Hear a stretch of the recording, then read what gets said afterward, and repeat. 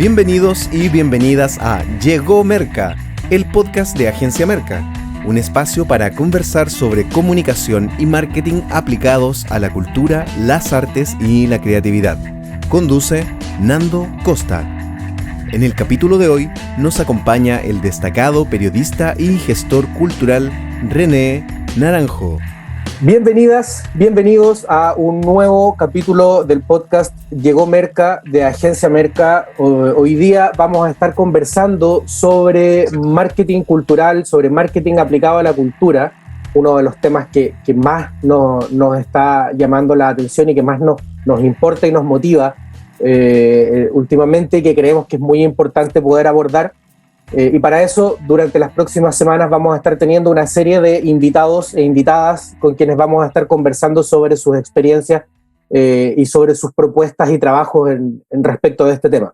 Hoy día nos acompaña René Naranjo, un periodista nacido y criado en Santiago, quien estudió periodismo en la Universidad de Chile y desde el año 1986 más o menos se vincula con el rubro de la crítica, particularmente de cine. Ha trabajado en revistas como Cauce, Revista Enfoque, la revista APSI, durante los años 80 y posteriormente, tras haber vivido en Francia, ha pasado por diversos canales de televisión, radio, revistas también, diarios impresos, y a la vez ha gestionado también proyectos culturales tanto en Santiago como en regiones. También fue integrante del directorio del Teatro Municipal de Santiago, del Centro GAM, de la FOGI. Es una persona que, como les decía, acumula más de 35 años de experiencia en este hermoso trabajo, importante trabajo de la difusión cultural desde el punto de vista del periodismo. René, bienvenido al podcast de Agencia Merca. ¿Cómo estás? Hola, Nando, un gusto saludarte ahí, de estar en tu podcast. Saludo a la Agencia Merca y al trabajo que hacen con las artistas, los artistas de Chile, un trabajo que hay que potenciar, que hay que seguir desarrollando, sin duda, y muchas gracias por esta invitación a conversar sobre el tema. Oye, René, bueno, para empezar y abrir un poco la conversación, quisiera que me puedas comentar tu visión sobre el desarrollo y el estado actual de la industria cultural en Chile desde que estudiaste en la universidad y empezaste a trabajar en los 80 a lo que se vive hoy día, 30 y tantos años después.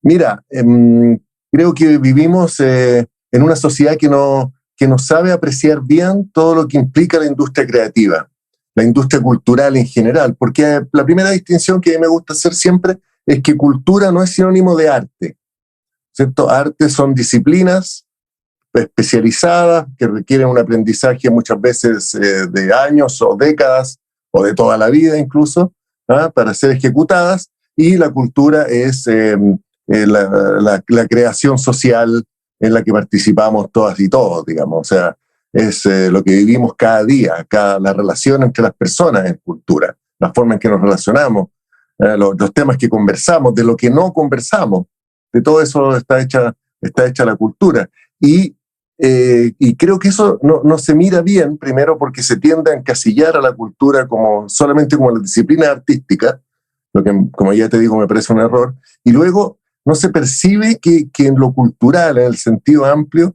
hay una auténtica industria que puede ser muy generadora de riqueza, tanto espiritual, por supuesto, digamos, de identidad, pero también de dinero, que puede constituir un negocio, que puede existir realmente una industria cultural, incluso turismo cultural. O sea, hay distintos tipos de versiones para esta industria cultural. Cuando vamos a otros países hacemos turismo cultural. A veces elegimos viajar a un lugar justamente por el patrimonio, por la forma en que se relaciona la gente. Nos gusta, qué sé yo, en Brasil, a la gente que es relajada, que disfruta la vida, que, ¿no es cierto?, nos gusta eso es cultura también, y vamos para allá porque esa cultura nos acomoda, nos hace sentir bien, por dar un ejemplo. En otras nos gusta más el patrimonio, la historia, en fin, todo aquello, ¿no? Entonces, creo que en Chile no se entiende bien ese concepto, no lo entienden bien las personas que están en la política, las personas que están en la toma de decisiones en general, no saben cómo enfrentar este tema de la industria cultural, de cómo trabajarla. Y lo que hay son emprendimientos particulares dentro de este gran abanico, digamos.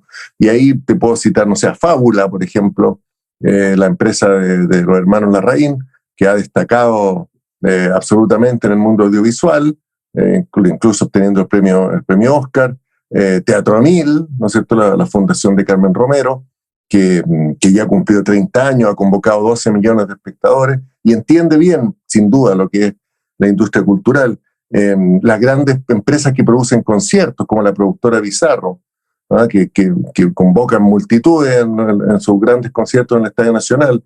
El mismo Festival de la Canción de Viña, que nunca lo miramos como un evento cultural, cuando eso es el Festival de Viña, un evento cultural, donde la música y el humor y la manera de relacionarnos, porque el humor habla de eso, ¿no es cierto?, de cómo vivimos en esta sociedad, nunca es conversado de esa manera, nunca se aborda de esa manera. ¿Te fijas? Se habla del rating, se habla de esto, de lo otro, de una seguridad, no sé, de todo aquello, pero no se le mira como un evento cultural que, por ejemplo, promociona la ciudad, genera trabajo, aporta al turismo, en fin, que construye identidad, es una actividad patrimonial, en todo sentido, digamos. O sea, ¿no? ¿Te fijas? Entonces creo que esa incomprensión pesa mucho y hace que este trabajo de industria creativa sea precario, sea dependiente de alguna empresa que quiera hacer una ley de donaciones o de un trabajo muy de hormiga, de un grupo de personas interesadas en un aspecto determinado, o dependiente del Fondart, en fin, o de los fondos audiovisuales, o del CNTV, en fin, de algún fondo del Estado, pero no alcanza a constituirse como una auténtica industria, ni es apreciada por la sociedad como la generadora de riqueza que a mí me parece que es. Que mencionaste el Festival de Viña que acaba de pasar y encuentro súper interesante la reflexión porque de verdad es un evento cultural, es un concurso finalmente de canciones donde vienen representantes de distintos lados. O sea, en verdad, si uno mira la parrilla, generalmente es muy diversa y es bien enriquecedora, pero como que la televisión la ensucia un poco. Y eso es lo que termina pasando al final, como que la sobreexposición, claro, termina jugándole un poco en contra este carácter cultural que tiene. Mira, ahí hay un buen punto, porque claro, el financiamiento del festival finalmente es privado. Entonces, los grandes, vámonos al cine, que es el tema que yo he trabajado ya tantos años, el Festival de Cine de Cannes, en Francia, es en gran parte financiado por el Estado, ¿cierto? Que pone un presupuesto muy, muy, muy relevante. Y eso ya le da otra categoría, lo inscribe de otra manera en la realidad, ¿no es cierto? Y ahí participa toda la ciudad y en fin, y todos ganan porque suben los arriendos de los departamentos, suben los precios de los restaurantes, en fin, todos ganan, digamos, ahí se genera pura riqueza con ese evento. Y claro, es posible que al hacerlo tan de financiamiento privado, un evento tan importante como el Festival de Viña, no se alcanza a percibir, el público tampoco alcanza a percibir, ni la propia comunidad viñamarina alcanza a percibir que es realmente un evento patrimonial, cultural, del cual toda la ciudad, y Valparaíso, incluso todo ese sector de la región podría beneficiarse. Creo que pasa mucho eso. No vemos que en la industria cultural hay trabajo, hay ideas, hay crecimiento económico, hay desarrollo espiritual, en fin, hay comunidad, ¿no es cierto? Hay la posibilidad de trabajar en una comunidad. Yo creo que eso es clave. Y tampoco esto se vincula bien con respecto a lo que tú preguntabas, con el Estado, porque el Estado tiene una manera de repartir los dineros que son concursos, ¿no es cierto? Que finalmente son fondos, claro, son asignaciones, son fondos, bueno, hay asignaciones y fondos concursables, pero los fondos concursables hacen competir a los artistas, a los creadores, y con eso destruye la posibilidad de colaboración, de comunidad artística, finalmente. ¿Por qué la comunidad artística y cultural chilena tiene tan poca voz? ¿Por qué influye tan poco en la realidad chilena? Claro. ¿Por qué no se escucha su voz? ¿Te fijas? Tiene que ver también con eso. Mencionabas a FITAM como Fundación Teatro a Mil como un ejemplo que, claro, cumple 30 años. Nosotros con Merca trabajamos durante 5, 6 campañas, alcanzamos a hacer 6 años seguidos el Festival Santiago Off, que en algún minuto nace un poco como, no voy a decir al alero porque no nace al alero, pero sí un poco a la sombra de Teatro 1000, porque son fondo compañías de teatro que no quedaban en las convocatorias y decían levantar su propio festival. Pero FITAM es lo que es, en parte, no solo por eso, pero en parte porque tiene un financiamiento estatal asegurado todos los años. Santiago Off tiene que pelear con el Fondart. Y es un festival que sucede en enero, que recibe los resultados de las postulaciones en diciembre, o sea, y te lo digo porque nos pasó, 20 de diciembre, 18 de diciembre, y todavía no sabíamos si podíamos anunciar o no la realización del festival porque no estaban publicados los resultados. Entonces, justamente por eso te digo, que el caso de FITAM tiene un presupuesto en la glosa de la República, digamos, que además de un importante financiamiento de la más grande minera del mundo, digamos. Entonces, hay una muy buena espalda público-privado detrás de FITAM, que ojalá lo tuvieran muchas más instituciones en Chile, ¿no? Pero yo estoy súper consciente de lo que pasa a Santiago Off, que me parece que es un trabajo muy, muy valioso, y tantos otros festivales de teatro, y que no pueden asegurar su continuidad porque dependen de los fondos. Por eso te digo, el sistema de fondos concursables finalmente tampoco ayuda a consolidar la industria, al contrario, de alguna manera la hace más frágil, porque tú lanzas un proyecto y no sabes, como tú bien dices, si el próximo año va a existir. Entonces, ahí hay que recurrir a los privados, pero los privados no son particularmente sensibles frente a lo que llamamos, ¿no es cierto?, la industria cultural, la industria creativa, porque no ven que les vaya a contribuir en nada a que su marca se instale o a que ganen más dinero. Entonces, ese diálogo no existe, prácticamente hoy día no existe en Chile, y debiera estar presente. Tenemos que trabajar para que ese diálogo exista, justamente que esté el Estado aportando con otra visión, y que los privados digan, este festival de teatro, este encuentro musical, esta producción de ópera, de danza, ¿no es cierto?, este festival tiene sentido y llega al público. Y ahí yo creo que ahí hay bastante por hacer. Sí, fíjate que creo que uno de los problemas que hay hoy es que la gente no valora lo cultural.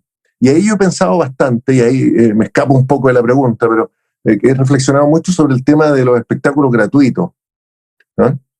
Que hay mucho en el mundo de la actividad cultural chilena, y hay incluso municipios, yo he escuchado eso, alcaldesas dicen, no, en mi comuna tiene que ser todo gratuito, ¿no? Y la verdad que en una sociedad como la que vivimos, que tiene principios consumistas muy, muy, muy arraigados, por prácticamente ya medio siglo, lo que no te cuesta dinero, lo que no tiene un precio, no vale. Está asociado a valor y precio. Entonces, cuando tú me regalas algo, lo más probable es que, de acuerdo a la dinámica en que nos manejamos, a las creencias que tiene esta sociedad, nosotros pensemos que eso que me estás dando no tiene valor. Por lo tanto, ¿por qué lo voy a apreciar? Y creo que ahí hay algo clave. O sea, tenemos una sociedad que a todo este mundo de la creatividad y de la creación cultural, de lo patrimonial, todo esto, finalmente, de todo lo que podemos construir, no le da valor, no le da el real valor. Entonces, construirlo solo desde el mundo del arte, claro, es un esfuerzo titánico, es tremendo. Y cómo poner además estos temas en la cabeza de la gente, cómo llegar a decirle, mira, esto es importante. Fíjate que hoy es más importante que nunca, dada la manera en que estamos rodeados de celulares y pantallas, y esto lo ha estudiado la neurociencia, es más importante que nunca ser capaz de asistir a una obra de teatro, a un concierto, estar concentrado en algo presencial, en algo que te haga trabajar la corteza cerebral y el poder de concentración.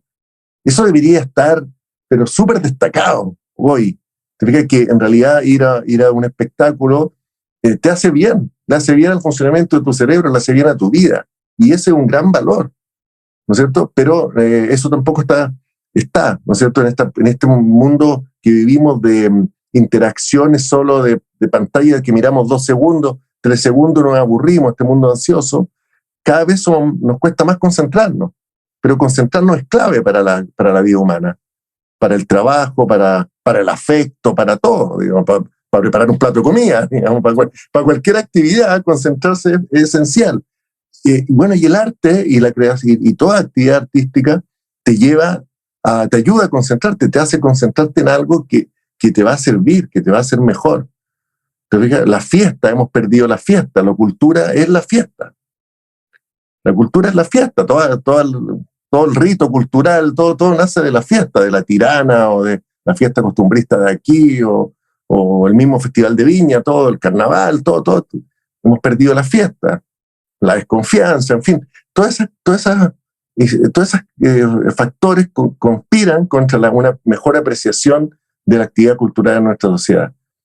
Yo creo que el Estado tiene un rol fundamental. Para mí eso debiera ser un rol del Ministerio de las Culturas, poner en valor la misma cultura. Claro, y de la mano ponerla con el Ministerio de Educación. Pero claro, junto al Ministerio de Educación, ponerlo en valor. Mire, esto tiene valor, esto es importante para usted. Esto es valioso, esto es valioso para usted, para su familia. No es una simple entretención. Fíjate que estaba mirando las cifras de asistencia a los espectáculos, en fin, que por aquí tengo algunos. El Ministerio de la Cultura siempre está publicando, digamos, periódicamente, una vez al año en realidad, los publica junto con el Instituto Nacional de Estadística. Y por ejemplo, en teatro, siempre los meses de más asistencia al teatro son julio y agosto, que son los meses de vacaciones de invierno. Y el cine, las películas que más se ven son las películas que se llaman familiares, digamos, como sobre todo los productos Disney, ¿no? Entonces tú dices, tenemos una sociedad en que primero estos son panoramas para llevar a los niños, ¿no es cierto? Más que panoramas culturales o panoramas artísticos, son panoramas para llevar a los niños. Entonces está bien, eso está súper bien, es importante, pero también debieran ser apreciados por estas otras cosas que yo te digo. También para los adultos es importante ir a ver una buena película, ir a ver una obra de teatro que te haga reflexionar, ir a ver un espectáculo musical desde el pop hasta lo lírico, ir a ver danza contemporánea, ir a ver, todo eso te genera un enriquecimiento interior, llamémoslo, que es súper importante para enfrentar el mundo actual. Y todos los indicadores nos dicen, no, todo lo que se asocia por cultural en Chile se asocia a entretenimiento familiar, que es propio de una sociedad de consumo, que es propio de la construcción de una visión consumista de las relaciones personales. Pero nos estamos perdiendo un tremendo capital. Los artistas chilenos están con pocas posibilidades de desarrollo hace ya muchos años. En fin, entonces, yo siento que estamos en un momento muy, muy crítico, muy, en que hay que darle un giro a esto. Mi impresión que hay que poner realmente en valor todo lo que sea la creación e industria cultural. Bueno, han cambiado también las formas de consumo. O sea, hoy día no es solo la asistencia a una sala de teatro, la asistencia a un concierto lo que uno tiene que medir. Hoy día hay que medir también las reproducciones por streaming. El teatro tiene que competir no solo con la obra que dan en el teatro del lado y con el cine, tiene que competir con Netflix, con HBO, con Amazon, con todas las plataformas de streaming. Los cabros que hoy día no están yendo a conciertos igual están consumiendo Spotify, igual están consumiendo YouTube. Entonces, ¿cómo los artistas y los gestores, las gestoras culturales se hacen cargo de esta problemática? Ok, tenemos claro que el Estado tiene que cumplir un rol, que los fondos concursables, a mi apreciación es un tema que está viciado, hay que repensarlos y reformularlos. Me parece impresentable, por ejemplo, nosotros trabajamos con un festival que se llama Lambesur, que es un festival de teatro Lambe, que se hace en Punta Arenas, se alcanzó a hacer 3 veces, este año no se adjudicaron el Fondart, por lo tanto ya no va a haber cuarta versión, y queda truncado un trabajo de teatro Lambe en colegio, o sea, no solo la exhibición de las cajitas en distintos lugares, sino que es un trabajo de posicionamiento de una disciplina en un territorio como Punta Arenas. El año pasado, Woodstock, que fue un festival de música con 15 años de trayectoria, anunció que este verano se hizo la última versión porque no les resultaba, no les terminó siendo rentable. Entonces, ¿cómo es posible que Lollapalooza esté cumpliendo 10, 11 años en Chile, que se esté haciendo 3 días seguidos y que aparece un Primavera Sound, que aparecen otras productoras que vienen trayendo marcas de festivales internacionales y un festival propio? Porque dejando de lado Rocódromo o dejando de lado el Rock en Conce, que son festivales derechamente subsidiados y organizados por entes estatales, ¿cómo es posible que un festival propio no haya sido capaz de convertirse en un negocio rentable para sus creadores? Esa es una excelente pregunta, excelente. Y yo creo que el primer punto es que los festivales extranjeros, así como los mismos artistas extranjeros, vienen con una marca consolidada. Es una marca consolidada. El mundo del consumo se mueve por marcas, ¿no es cierto? Yo voy a participar de una marca antes que de una experiencia cultural y todo. Yo voy a ser parte de un evento que es una marca, ¿no es cierto? Y luego, luego escucho música, luego lo paso bien, luego voy con mi amiga, amigos, ok, pero sobre todo voy a consumir una marca, voy a consumir Lollapalooza, voy a consumir el concierto de Daddy Yankee, ¿no es cierto? Eso, y por supuesto que instalar una marca es un proceso súper complejo, súper caro y que toma años. Eso, entonces, ¿cómo vas a instalar tú una marca como las que han nombrado de emprendimientos chilenos si no tienes asegurado la continuidad de tu proyecto? Si no hay cómo asegurarla, porque si va a un privado te va a decir, oye, pero recién lo llevan 1 año, 2 años y llegaron a poca gente, la verdad que me interesa llegar a otro sector social y todo. ¿Cómo? Fíjate que yo estaba sacando cuenta, el Festival de Viña tiene 63 años, el Festival Teatro a 1000, 30 años. La misma productora Fábula que yo cité, la primera película que hicieron, Fuga, fue hace ya 17 años. O sea, esa instalación de marca toma tiempo. Entonces, hoy la reconocemos, digamos, porque han podido mantener la continuidad. Pero ¿cómo voy a poder yo instalar una marca en un mercado? Porque se trata tal cual de instalar una marca en un mercado que es competitivo, que es difícil, donde otros están incorporando, digamos, más bien poniendo muchísimo dinero por instalar su marca. ¿Cómo voy a entrar yo ahí si ni siquiera tengo la certeza de que voy a poder realizar el festival los primeros 5 años, por lo menos para que se genere un hábito, ¿no es cierto?, de que, oye, viene el festival, para que la gente lo conozca.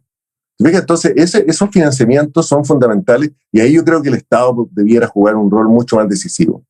O sea, si un proyecto es aprobado en Santiago o en regiones, se le apoya lo suficiente como para que ya pueda despegar después. ¿No es cierto? Eso es fundamental, porque incluso yo pienso, así como se financian teatros como centros culturales como el GAM o el Teatro Municipal con dinero estatales, el Teatro del Maule en regiones, en Talca, con un fuerte apoyo estatal, ¿por qué no repartimos un aporte en todos los centros culturales del país? ¿Por qué no? Claro. Porque para que tengan una cartelera, porque también una cosa es producir un espectáculo, pero ¿qué pasa con los centros culturales que van a dar espectáculos? Pensemos supongamos que quisiéramos dar trabajo a la gente que es creadora, ¿no es cierto? ¿Cómo le damos? Le damos a través de que los centros culturales de sus regiones y de sus comunas tengan actividad. Por lo tanto, necesiten generar teatro, danza, música y otras disciplinas, en fin, que puedan ser muy distintas. Entonces ahí el Estado tiene un rol en ese aspecto con los centros culturales y también con apoyar ciertas iniciativas. Si tú demuestras que eres capaz ya de lanzar un proyecto y lo haces, y, en fin, ¿por qué no seguirte apoyando un rato? ¿Por qué no pedirte, ¿no es cierto?, unos ciertos requisitos? Oye, mira, tienes que tener estos apoyos, tienes que, no sé, demostrar esta cierta solvencia y te apoyamos. Y te apoyamos 5 años con este proyecto. Claro. Pero es que ahí es fundamental porque... Y lo otro es empezar a hablar mucho más con la empresa privada. Empezar a decirle a la empresa privada, a hablar de otra manera también, diciéndole, oye, aquí hay un capital, aquí hay una riqueza.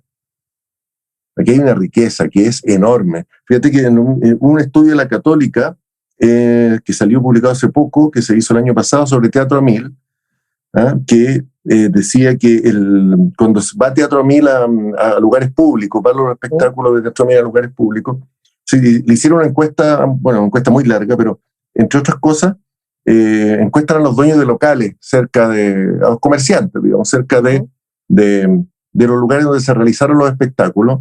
73% habían aumentado los ingresos, habían aumentado las ventas cuando fue el espectáculo de Santiago 1000. 73%. ¿Ya? Y el público que asistió, fíjate tú, para ver la distancia que hay todavía con la actividad cultural y artística, 36% de las personas nunca había asistido a un espectáculo internacional de arte escénica. 36%.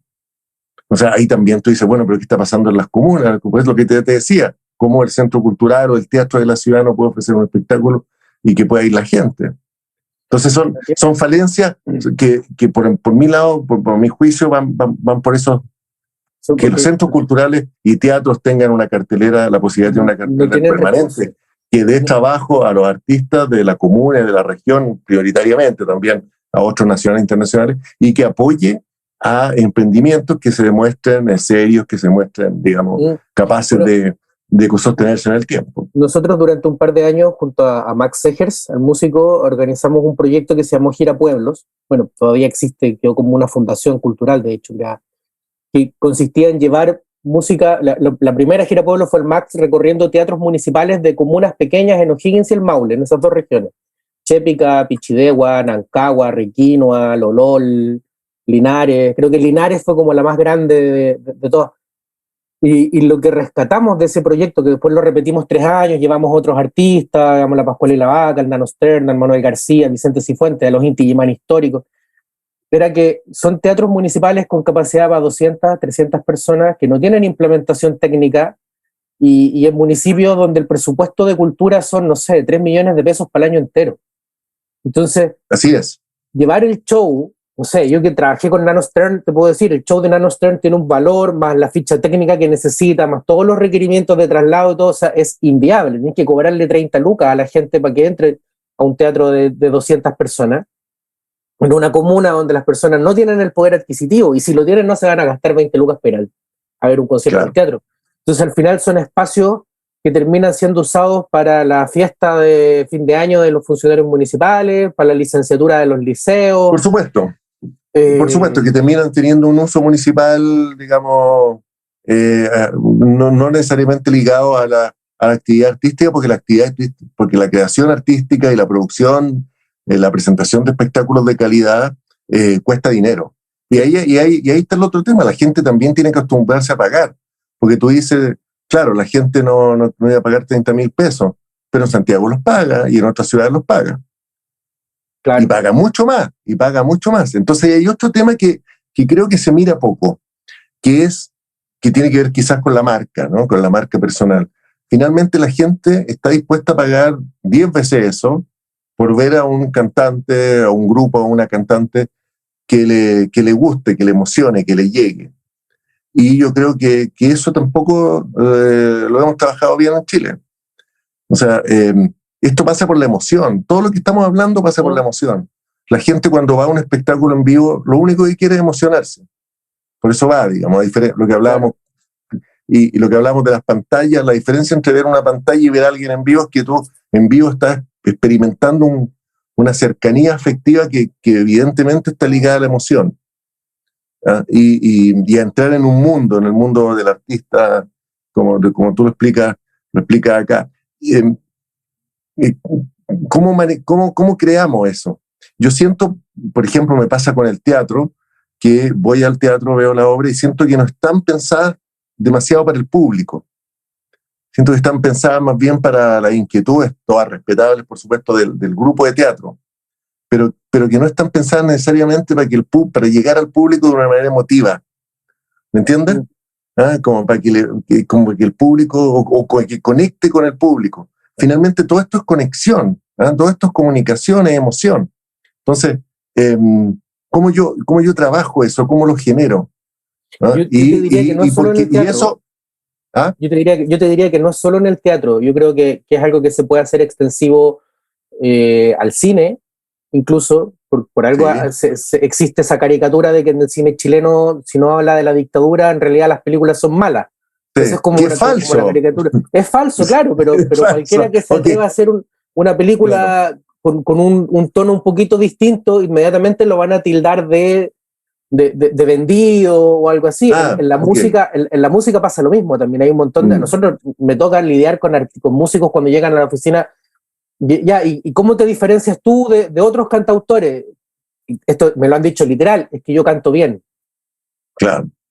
Que yo toco mejor guitarra que el Manuel García. Y es como que, ok, súper bien que toques guitarra mejor que el Manuel, pero vamos, algo más consistente. Claro, pero ahí la pregunta es, ¿pero cómo te conectas tú con el público? No saben responder. ¿Cómo? Claro, si pusiéramos precio a tus entradas, ¿cuántas entradas venderían? ¿Te fijas? O sea, que parece una pregunta un poco agresiva si tú lo miras hoy, pero en realidad tiene que ver con la realidad en la que estamos circunscritos, de lo que estamos hablando. O sea, es fundamental pensar hoy que la gente tiene que pagar una entrada, tiene que decir, mira, esto tiene un valor para mí y por lo tanto yo voy a pagar y no me lo voy a perder. No va a ser una entrada gratuita que me va a llegar o con tarjeta vecino, algo que cuesta 10 me va a llegar a 1.000. Voy a tener que pagar 1.000 pesos, una luca por algo que cuesta 10 y lo voy a pensar, a lo mejor voy, no sé. No, yo quiero pagar por el espectáculo. Lo que pasa con el cine chileno, tú lo dices también, o sea, el cine chileno que está con porcentajes mínimos de asistencia de público, mínimo histórico, 0,1%, ¿eh? Que también tiene que ver con la forma en que Hollywood copa la cartelera, en fin, hay una serie de factores, pero también tiene que ver con esto, con lo que estamos hablando. ¿Cómo comunico yo con el público? Así como lo hace el cine argentino. El cine argentino comunica. Entonces, ¿cómo lo deberían hacer? Disculpa, ¿cómo lo deberían hacer entonces los artistas que tienen estos prejuicios? Porque eso es lo que pasa, que muchas veces el creador tiene ese prejuicio de que no, mira, es que esto no lo voy a hacer porque me acerco demasiado al marketing. No, es que lo mío no es marketing, lo mío no es comercial. Mi trabajo, mi creación no es comercial. Y, ok, yo lo puedo entender, pero queréis vivir del arte, tenéis que poder venderlo, por lo tanto tenéis que poder comercializarlo. Y estamos en un mundo globalizado con nichos, o sea, hoy día creo que no es como que, mira, véndete a la Coca-Cola para que todo el mundo te vea, sino que anda a internet y encuentra tu nicho. Claro. Bueno, histórica, yo entiendo eso, yo entiendo, todo lo entendemos, finalmente, que los artistas digan, bueno, esta es mi creación porque viene de su propio espíritu, de su propia alma, en fin, de su propio yo, y no quiere sentir que está pervirtiendo ese sentido. Eso se entiende y pasa en todas partes. Y antes, no sé, en el siglo XVIII, los artistas eran mantenidos por los príncipes y podían funcionar en la sociedad aristocrática, digamos. En esta sociedad que vivimos en el siglo XXI, hay que salir a conseguir esos recursos, pero como tú en algún momento señalaste, pero hoy día hay muchas más posibilidades, ¿no es cierto? Hoy tú puedes buscarte un nicho en YouTube, si no es más lejos, ¿cierto? En Spotify, tú puedes buscar ese espacio. Lo que pasa es que toma trabajo y toma dinero también, toma recursos, o sea, hay que estar trabajando todos los días, en fin, no es fácil, ¿no? Pero en cualquiera de las plataformas tiene que haber un deseo de comunicar, siento yo. Tienes que pensar, hoy día finalmente quien decide las cosas es el usuario, como se dice en marketing, ¿no? ¿No es cierto? Que es el público. Ellos toman la decisión, ellos convierten a tal persona en un super hit. Y lo que pasó en Viña, ¿no? Que veíamos que Rels B no lo conocía a nadie y tenía 15 millones de escuchas mensuales en Spotify, ¿no es cierto? Entonces, ese mundo que escucha ahí, principalmente joven, que escucha a este cantante español, es el que le da validez y el que lo hace ponerse en el escenario de la Quinta Vergara, ¿no es cierto? Ahí está esa validación. Entonces, y hay plataformas como Patreon, o sea, hay que trabajar hoy día pensando en el público, mucho más de lo que hasta hace poco había que hacer. Hoy día realmente hay que pensar en el público y buscar esa conexión, esa comunicación. Es un desafío para muchos artistas, pero yo creo que está lejos de significar que hay que venderse o algo por el estilo. Hay que encontrar. El marketing finalmente es una herramienta para encontrar un público. ¿Te das cuenta? Claro, el marketing, lejos de desvirtuar, el marketing no va a desvirtuar tu mensaje, puede ayudar incluso a perfeccionarlo ¿en qué? En esa comunicación con el público. Exactamente. ¿Te das cuenta? En que tu mundo interior, que es expresado, tu mundo poético, que es expresado de una manera en que al público le llegue mejor, o le haga mucho más sentido, o lo emocione mejor, en la forma en que lo presenta a través de todas estas posibilidades que hay hoy. Hoy día están todas las posibilidades.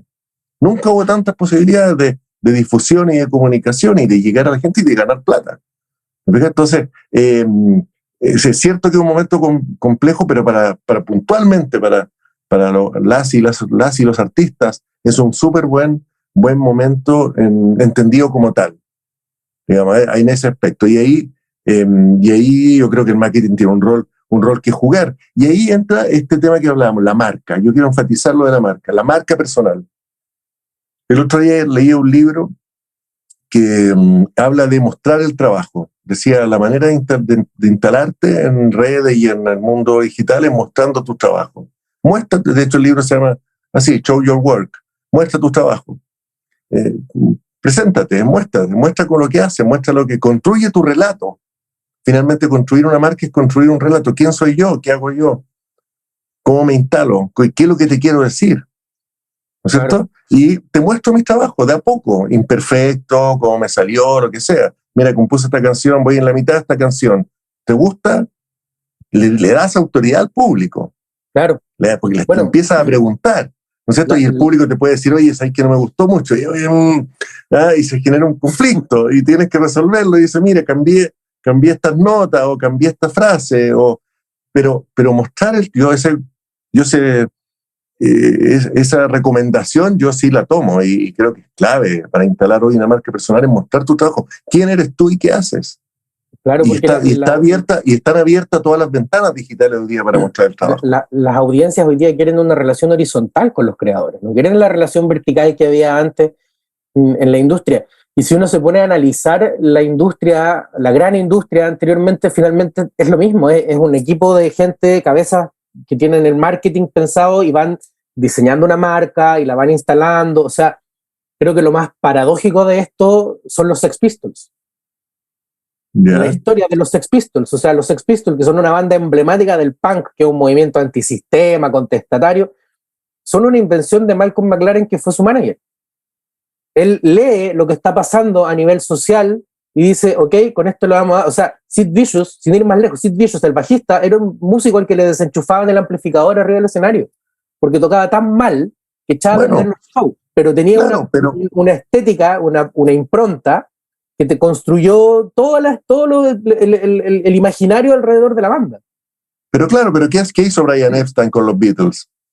Cuando decide ponerles corbata y llevarlo a pillarlo a Estados Unidos en 1964, ¿no es cierto? Él se dio cuenta que el público, que había un sector conservador importante todavía en el público estadounidense, que no iban a aceptar a un grupo de melenudos, rockeros, camisa abierta, digamos. Claro.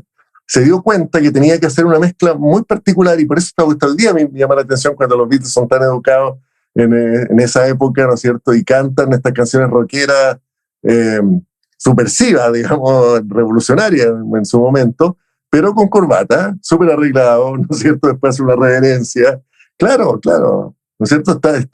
Están lanzando todo un mensaje que va a revolucionar el mundo, literalmente, pero con corbata. O sea, y esa es una percepción de Brian Epstein, que dice, no hay que sacarle el look rockero de cuero de los Beatles and the Cavern. ¿No? Claro. Ese look rockero de Cavern no sirve, nunca vamos a despegar, ¿no es cierto? Y los Beatles van a Hamburgo y hacen una gira que les va más o menos y tienen que dormir todo en una pieza y no pasa nada y después vuelven y ya se transforman y explotan en el mundo.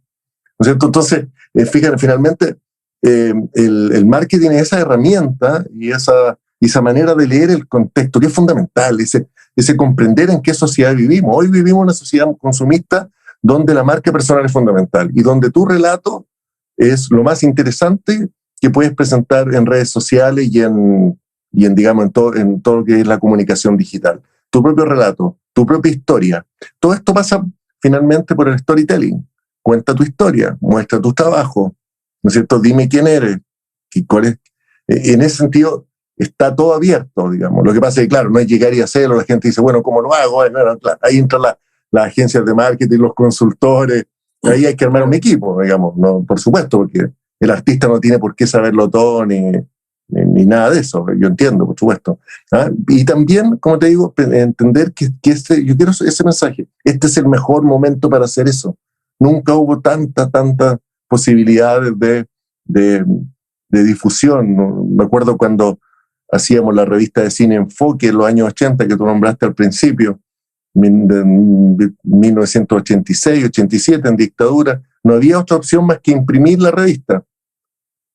Había que imprimirla en papel, y había que pasar por todo el proceso, y había que conseguir el dinero, no era barato hacer la revista en papel, en fin, y luego había que distribuirla, llevarla uno, la llevábamos nosotros, los mismos redactores, la llevábamos en la mano a la librería, ¿no es cierto? Y ahora tú pones una web, pones tus comentarios, te grabas en video con el celular, lo difundes, pagas el hosting y un par de cosas más y ya.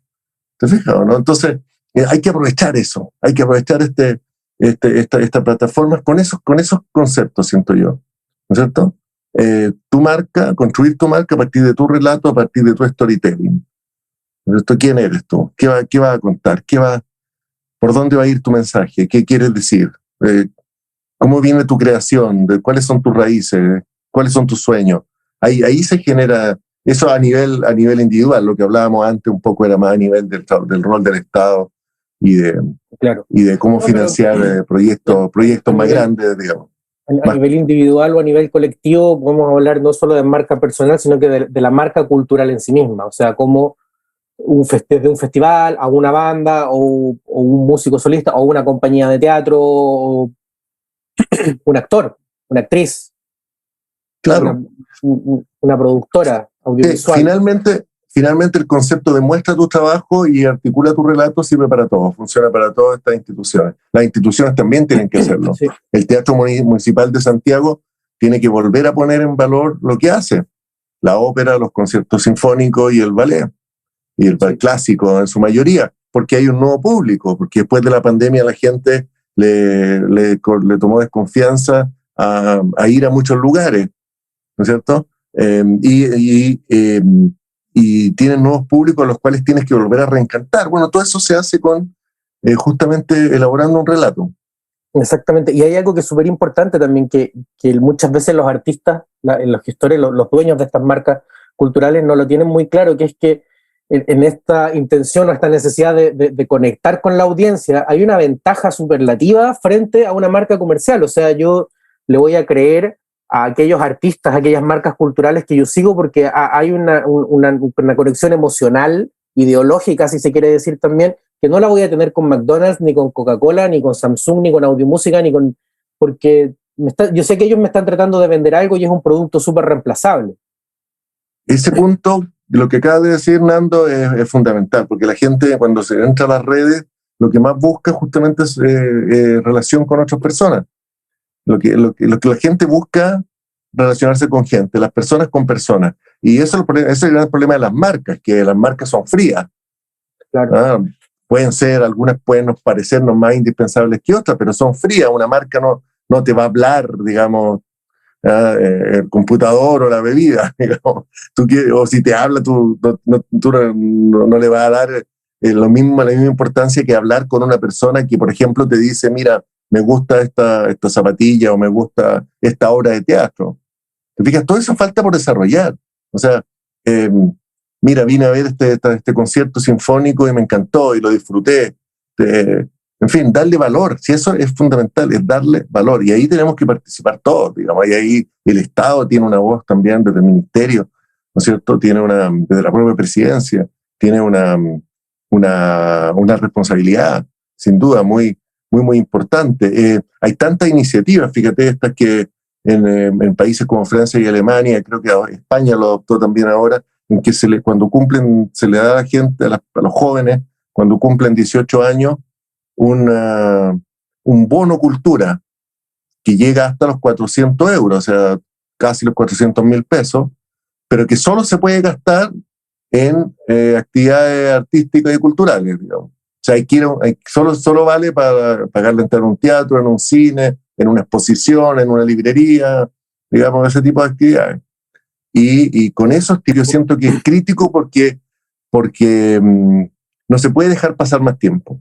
No podemos dejar pasar más tiempo. Tenemos que trabajar ahora en esta valoración de lo cultural, de lo artístico, que es finalmente la valorización de las propias relaciones que tenemos, digamos, porque si nosotros como sociedad no le damos bola a la creación artística, que tiene que ver con lo espiritual, con el conocimiento, con el propio desarrollo del cerebro. O sea, y eso está demostrado por la neurociencia, como te decía antes, está demostrado. Entonces, si no somos capaces de sacar un rato a los pequeños, a las niñas del celular y decirle, mira, vamos a ver una obra, vamos a ver algo, vamos a escuchar a alguien que canta, vamos a participar en una actividad, vamos a convertirnos de verdad en una sociedad muy invivible, de mucha desconfianza y muy violenta. Entonces, para mí este tema es absolutamente clave y me encanta poder compartirlo contigo, Nando, en esta conversación. No, y es algo que tiene que partir desde los adultos. O sea, yo no puedo obligar a mi hija, tengo una hija de 4 años, yo no la puedo obligar a que vaya a ver una obra de teatro si yo no voy con ella a ver la obra de teatro. Si yo no la llevo a un concierto, no puedo pretender de que a ella sola se le ocurra ir al concierto.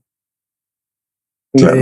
Como que es la misma lógica de que si yo quiero que mi hija coma fruta, tengo que sentarme a comer fruta con ella. No puedo pretender de que ella coma fruta mientras yo me estoy comiendo un pan con queso. No, es como que... Por eso te digo, finalmente un proceso que nos involucra completamente como sociedad. Valorar todo lo que tiene que ver con la creación cultural, con la industria cultural o creativa, con las disciplinas artísticas, entender que eso nos enriquece, nos hace mucho mejores personas y mucho mejor colectivo, y que construir en comunidad a partir del mundo cultural es fundamental. Así que encantado, como te digo, Nando, de poder compartir estos conceptos y que se inicie esta conversación, y que se inicie de verdad, y trabajar estos conceptos que hemos conversado y cambiar el panorama, que en este momento, respondiendo a tu primera pregunta, me parece muy precario. Es que es precario. Y estamos trabajando por poder salir. Pero antes de terminar, necesito poder hacerte una pregunta, ya que eres un hombre que viene de los medios y ha trabajado en medios toda su vida. ¿Cuál es el rol que cumplen los medios de comunicación hoy día, entendiendo que los espacios para la difusión de la cultura y del arte en Chile son súper limitados? Por ejemplo, no hay medios especializados, realmente especializados en música. Tenemos la revista Rocaxi, y te diría yo, para contar. El resto son puras revistas digitales chicas que replican comunicados de prensa. No hay programas de televisión dedicados específicamente salvo los programas de talento, en las radios, ¿para qué decir? A ver, es que este es un tema largo, pero básicamente lo que entiende por cultura la televisión, por ejemplo, es comer y viajar. O sea, ya no se puede viajar más por Chile para ir a comer cazuela, para ir a preguntar cómo se hace la cazuela, que ya no se puede más. Ya se agotaron las opciones de hacer la cazuela en Chile.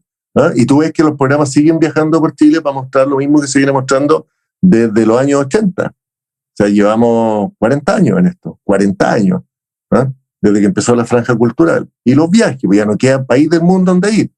Se han recorrido todo. Y el otro día veía un programa del 13, me parece que estaba en Namibia, estaba el reportero, digamos, andaba en Namibia. O sea, ya realmente no quedan lugares donde ir. Entonces ya fueron a todos, a los 200 y tantos países. Entonces, pero esa es la apropiación que hizo la televisión, porque era lo que la acomodaba para cumplir con la obligación del CNTV, de la franja cultural, y lograr un rating. Descubrieron que esos eran los dos temas que más o menos al público le gustaban, porque todo lo demás además requiere mucho esfuerzo, porque hablar de teatro, de libro, de ópera, de danza, de cualquier otra, de conciertos, de Beethoven, de Mozart, requiere un conocimiento que en la tele, un conocimiento en el sentido de saber de eso, que en la tele no hay, digamos, y que no están dispuestos a pagar por eso. Y lo otro es que también volvemos al Estado. ¿Cómo es posible que no haya en el Fondart una postulación para medios? Fíjate que yo dirijo un medio que se llama todalacultura.org, que lo hacemos hace 10 años, que es donde publicamos noticias relacionadas con arte escénica y algo de música clásica, y hacemos todo en forma de honores. No hay un fondo del Fondart donde postular. La mejor anécdota es una vez que yo veo que parece que leo el Fondart y dice nuevos medios. Aparece una categoría, hace unos años apareció la categoría nuevos medios. Y yo voy a mirar, digo, por fin pusieron medios de comunicación para difusión cultural. Y eran videojuegos. Nuevos medios era lo que se entendía por videojuegos. Entonces yo no lo podía creer. O sea, no hay, creo que existe un pequeño fondo en el Ministerio de Secretaría General de Gobierno.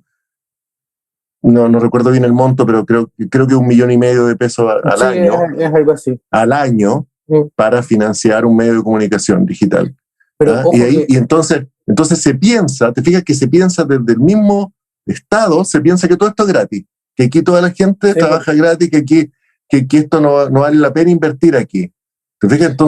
Entonces no puede haber medios dedicados a hacer algo por la medida en que no hay recursos. Y ahí el Estado, que finalmente maneja un presupuesto hecho de nuestros impuestos, nosotros tenemos que ir y decirle, señores, abran un fondo para financiar medios de comunicación que no se dediquen a la difusión cultural. Para financiar continuidad, porque existe este fondo de medios y el Fondar, por lo menos en lo que es Fondo de la Música, hay una línea de difusión que tiene una modalidad para medios, pero en el fondo lo que busca es que el medio genere un proyecto. Voy a postular con un programa de radio para que se pase en tal radio, o yo tengo una revista digital, voy a postular un podcast para poder financiar el hacer este podcast y pagarle a los invitados, bla, bla, bla. Verdad que existe eso, sí.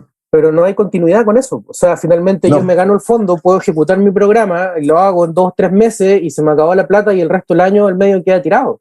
El otro día conversaba con una persona que pertenece al Consejo de la Música y le decía, debiera haber una modalidad específica para que yo pueda postular y decir, mira, con 6 millones de pesos le pago 250 lucas mensuales a una persona para que trabaje un cuarto de jornada a subir noticias todos los días y me mantengo un medio alimentado. Y con eso le doy continuidad y le doy rodaje a mi medio de comunicación. Porque si no... Por supuesto, debería, lo que hablábamos antes, debería ser que un proyecto que funcionó, que puede demostrar que funcionó, que tuvo buenas visitas y que tuvo sintonía, en el caso de un podcast, debiera poder postular a renovarse sin pasar de nuevo por este tema engorroso de hacer el proyecto del Fondar. Y ahí es donde se echa de menos la iniciativa del Estado, que no ha existido desde el retorno a la democracia. Entonces el Estado tiene que tener una idea también de lo que quiere construir en materia de cultura. O sea, no es solamente subsidiariedad del voy a repartir fondos. Yo tengo una idea, quiero apoyar, voy a inventar, quiero apoyar los podcasts de música, quiero apoyar las webs digitales dedicadas a la difusión de tales y cuales espectáculos. Voy a poner un apoyo aquí. O sea, tiene que tener una iniciativa, tiene que haber un proyecto. Claro. Entonces, eso finalmente tiene que ver con lo que estamos hablando, porque tú no vas a poder conseguir un financiamiento estable si con privado o con otras instituciones, si no puedes de verdad partir y consolidarte. Fíjate que esto un poco para concluir, como ejemplo de marca, el Cine Arte Alameda, que yo lo conozco bien porque lo fundé junto a Roser Ford en 1992. Y trabajamos esos primeros 3 años, imagínate, en los 90, por eso me acordé del comienzo, era igual, o sea, esos primeros 3 años yo trabajé, todos trabajamos ahí ad honorem, y yo, claro, después de 3 años tuve que ir a trabajar, digamos, tuve que volver a trabajar en periodismo, jornada completa, porque ya no es insoportable la situación. Y después Roser, que demostró una tenacidad increíble, logró financiar el Cine Arte Alameda con fiestas, y ahí encontró en las fiestas, en ese público que iba de las 11 de la noche para adelante, encontró una fuente de financiamiento para poder dar películas, para poder hacer exposiciones, en fin, y ahora sigue después del incendio lamentable del local, sigue ahí en el centro de extensión del Instituto Nacional, y ya tiene un público, y cumplió 30 años el año pasado ese trabajo, y ya se consolidó, pero porque encontró un nicho totalmente fuera del foco, ¿entiendes? ¿No? Pero no siempre puede ser así. ¿Te das cuenta? Entonces aquí hay harto que conversar en esto y trabajar para consolidar finalmente esta incipiente industria cultural que hoy es precaria, pero que con trabajos como los que ustedes han venido haciendo, bueno, nosotros por nuestra parte, en fin, otras personas, y también las que van a participar en el seminario, qué sé yo, se puede ir consolidando, pero es momento de unirse y de poner algunos conceptos, yo siento, para trabajar en ellos de manera más enfocada. Sí, y ahí, bueno, el marketing creo yo que es la clave. Totalmente. El marketing es clave. estamos totalmente de acuerdo. El marketing es una herramienta que va a ayudar a la construcción de esta industria cultural y a que luego se consolide, y sin la cual esto no va a poder ocurrir. Y ahí las creadoras, los creadores van a tener que vencer su desconfianza y empezar a trabajar con equipo y a trabajar en el relato y en todo lo que hemos conversado. Sí, atreverse. Oye, muchas gracias, René, por tu tiempo, por toda tu experiencia. Ha sido una conversación súper enriquecedora. Yo creo que todas las personas que están escuchando este programa van a quedar como con hartas cosas interesantes, hay hartos apuntes que puedan haber tomado. Yo me despido también, agradezco a todos quienes escucharon este podcast hasta el final y los invito a seguir descubriendo otros contenidos sobre música, sobre cultura, sobre arte y marketing digital, marketing cultural, ahí en nuestras redes sociales, @agenciamerca y en merca.cl. Hasta la próxima. Gracias por llegar hasta acá y escuchar otra interesante conversación. Te invitamos a seguir a Agencia Merca en sus redes sociales y descubrir más contenidos como este. Hasta la próxima.